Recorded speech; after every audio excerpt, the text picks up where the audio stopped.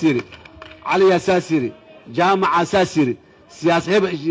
محو هبروبا ديدن هبلا كدعي oo heshiis intaan galno on doodno wax lagu heshiis maalinta dabanino barnaamij waxaan marba aniga waxaas kala raba war shalay sootaad muxuu ahay aan ka doodnay oo aan ku heshiinay maanta ragga qaarkiis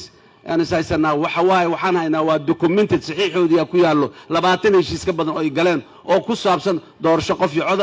guddiga doorashooyinka dhismihiisa maxaan ku raaqay qaabka doorashada modelka doorashada wax walba inta laga hadlo lagu heshiis ay saxiixeen maanta wuxuu yiri may doorashadii dadbaneedaan rabnaa doorashada dadbaneed waa laga yimid waa dhamaatay doorashada dadbaneed waa laga yimid waa taa meeshii aniga hebel hadaanan xildhibaan tahay aan dheyn hebelna xildhibaan miid aan dheyn maxaan madaxweyne ka ahay maxaan hebel ka ahay war adiga hebel xildhibaan ma inaad tiraahid maaha xildhibaanku dad wakiil ka yahay dada muxuu magacooda uu ku jooga iyagu ha dhahaano hebel aan rabnaa hebelna ma rabno heblaaya ma rabno ayagu ha dhahaano adiga u fududay fursad sii dadka ay saas ku dhahaan maya ana dhahayo doorasho dadban hadaad maqasho waa dad anigu aan leeyahay aan dambiil ku soo rito waay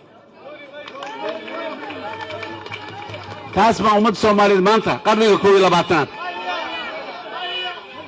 waa kan nimiday muddan ku soo caana maalday waa kan nimiday waa dhamaatay doorasho qof iyo cod aha la aada hadii ilaahay idin